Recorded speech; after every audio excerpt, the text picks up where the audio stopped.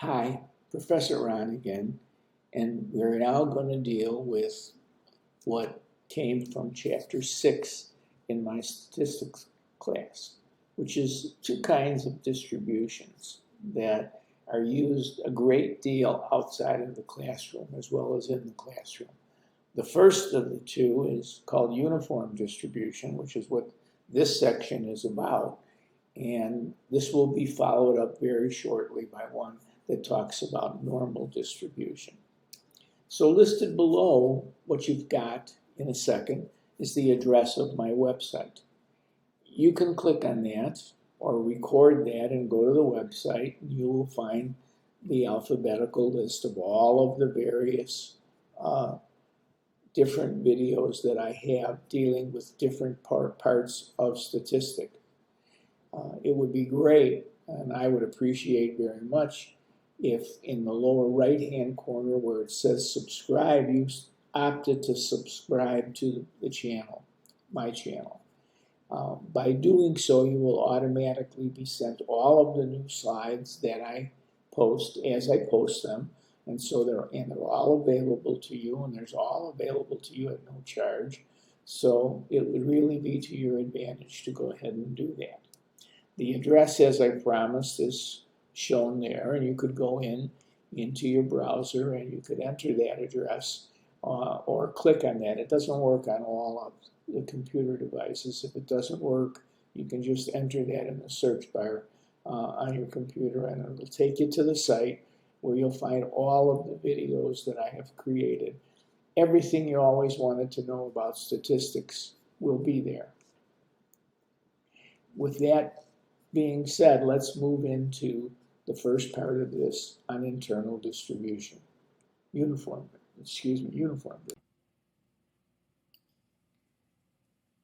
There are two lecture sets for Chapter 6, and both of them are short. We're going to start out with the first section, which talks about uniform distribution.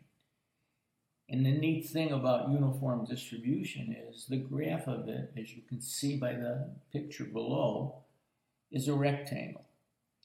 And probability is nothing more than figuring the area of a figure. A bell curve in the case of most of it, but in uniform distribution, it's just a simple rectangle.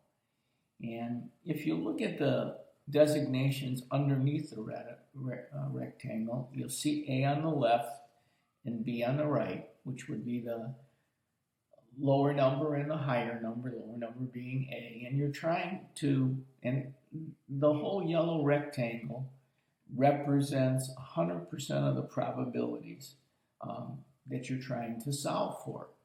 And then if you want to solve for a piece of the rectangle, those would be mapped off on the rectangle, and I've designated them as X1 and X2. So, not that you remembered everything about your high school geometry. If you did, you would know that the area of a rectangle is nothing more than the length times the width. So if you knew the distance between X1 and X2, whatever those numbers would be, and you knew the width of the rectangle, you would be able to multiply length times width, and that would give you the probability that you were looking for.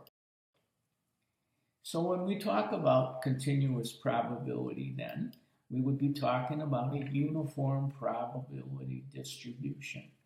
And if we were to lay it out on a graph, just like it did on the first slide, you would get a rectangle, and that rectangle would represent the function of x on a uniform distribution.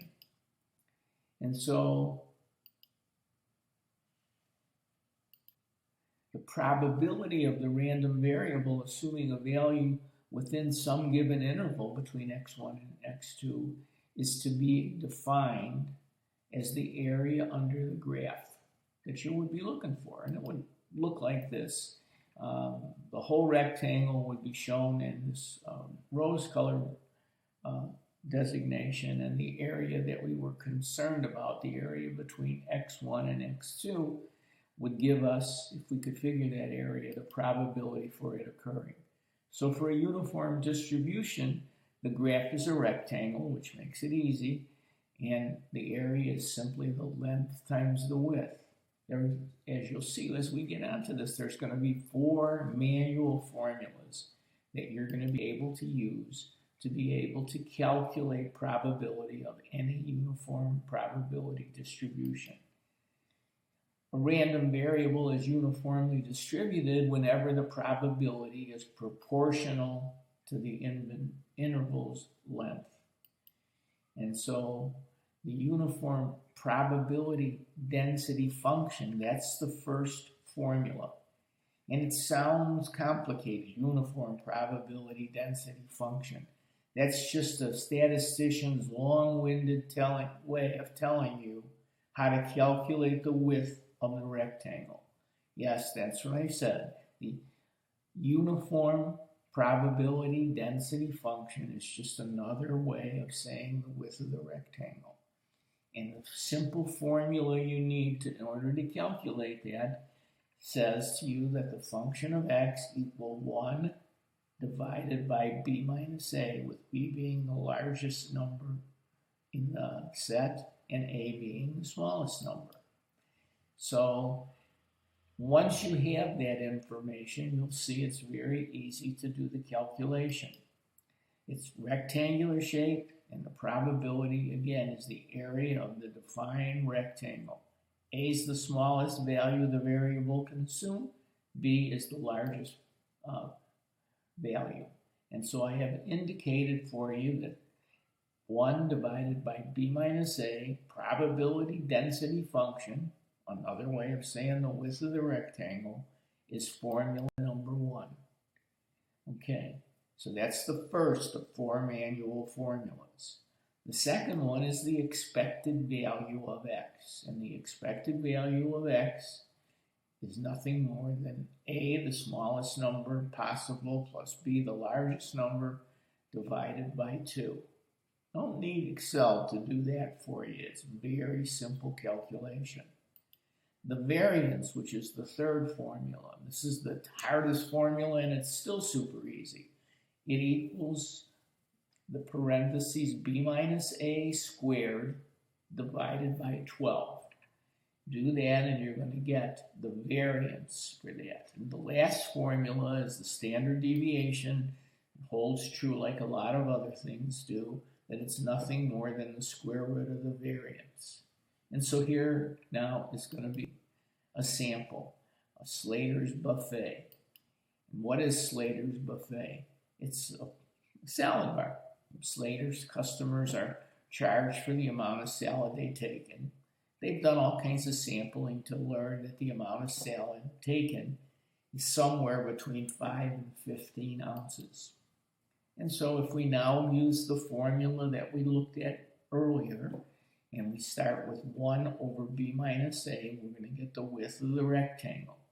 And when we substitute those numbers in, the function of x equal 1 divided by 15 minus 5. Well, 15 minus 5 is 10. And so the width of the rectangle is going to be 1 over 10, or 0.10. After we've calculated the width of the rectangle, the next thing that we're going to want to do is to calculate the expected value of x. And so the expected value of x, our second formula, is nothing more than a plus b divided by 2. In this case, a is the lowest number that x can assume. B is the highest number, so that would be 5 plus 15 divided by 2. 15 and 5 is 20 divided by 2. And so you're going to get the expected value of x is equal to 10, not point. 15 plus 5 is 20 divided by 2 equals 10.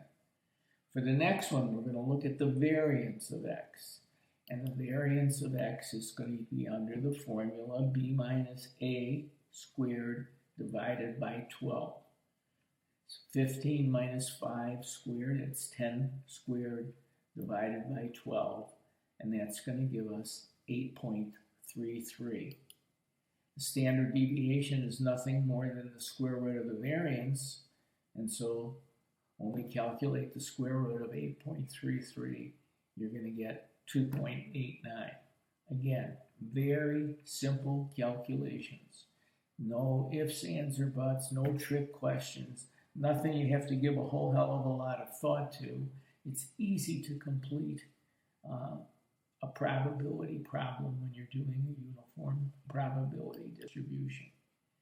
So here again is what we started with, and it's showing you some of the information from the stuff we just went over. You'll see that A is the low number and B is the high is the 15. Expected value 10 is the average. And so the width we calculated when we did the first problem, it's 1 over 10. You can use it as 1 over 10, or you can just convert it over to a decimal equivalent if you want. So with that in mind, what's the probability that a customer takes between 12 and 15 ounces of salt? Which is a simple problem. So now we're back to the same graph, same question, and what do we have? We've laid out on a rectangle the number 12, and 15 is the end. So what we want is the area of the box that has the X in it. And the low number for that box is 12. The high number is 15. So once we know that, and we know the width, which was 0.10, we have no problem whatsoever calculating the answer to the problem. Length times width is the formula that we're going to use. Well, the length of the rectangle, the difference between 12 and 15 is 3, and the width is 0.10, and 3 times 0.10 is 0.3. So what you're looking at is a very simple calculation. Those 4 formulas absolutely, positively can take you to the solution to any uniform probability distribution problem. So I'm going to end this slide now, this lecture now, I should say, and then in a minute you'll be able to open up and work on the normal distribution part of Chapter 6.